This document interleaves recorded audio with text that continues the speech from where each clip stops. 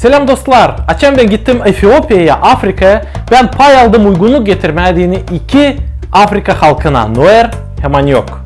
Onlar cenk ederler. Öldürürler birbirini. İnek için, keçi için hem toprak için. Ya dur biraz. Sen niçin gittin Afrika'ya? Dostumla biz kilisenin adından yardım ederdik orada insanlara. Yemekle, ilaçla, rubayla. Ama hem önemli o hani biz anladardık onlara İsus Hristos için kim kurtarır insanları cehennemden da affeder günahlarımızı. Bu fena materyalist dünyada sadece Allah'ta adam varınca bulsun halis sevgi, halis uygunluğu. Onlar hepsi kara. Nice siz anlardınız kim nesi halktan? Nuer halkın her bir çocuğuna 15 yaşında lamayla keserler anasında 7 çizi nişan kalsın deydi. Hem ta çıkarırlar aşağıdaki orta dişlerini. Anyoklarda bu nişanlar yok. Nice sen laf ederdin onlarla? Biz laf ederdik İngilizce.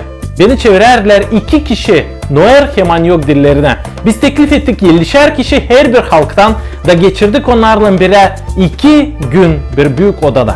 Onlar beraber yerdiler, dua ederdiler, okuyardılar Bibli'yi, çalardılar türkü, söylerdiler. Ne gelecek onlar isterler bırakma kendi uşaklarına. Cenk hem öfke, olsa uygunluk hem güzel yaşamak mı? Toplantının baş fikri bu. Affet başkasını, nice İsus affetti seni. Sev düşmanlarını, nice İsus sevdi. O kadar adam hani öldü senin için. Anyoklar, Nuerlar, Gagavuzlar, Moldovanlar, Rumunlar, Ruslar, Ukraynalılar, Türkler hepsimizde bir ana baba, Adam hem Yeva. Bir Allah yarattı hepsimizi. Siz korkmadınız mı yapma bu işi? Korkardık. Biz de bir adamız. Ama bu yoldan bizi götürerdi Ayos Duh. Biz dua ederdik bu iş için. Çoğu Moldova'da dua ederdiler bu olay için. İkinci günün bitkisinde 100 kişi iki de halktan dua ederek isterdiler Allah affetsin onları fenalık için. Bundan sonra vardı ta bir dua. Bir kişi Nuer halkından tutardı, bir kişi Anyok halkından yerlerinden da dua ederdi onun için Allah'a. İsteyerek uygunluk hem rahatlık. Ağlayarak biz de dua ederdik onlarla bile. Zeri sevmeye düşmanlarını pek zor.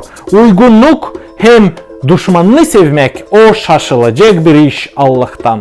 Sade İsus varınca versin rahatlık bize göklerden.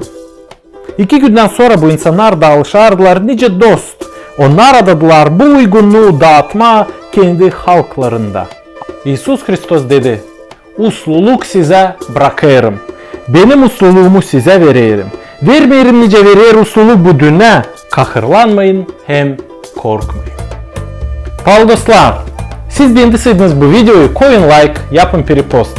Yazınız komentarı bu videonun altında sizde varsa soruş Afrika için. Sağlıcakla.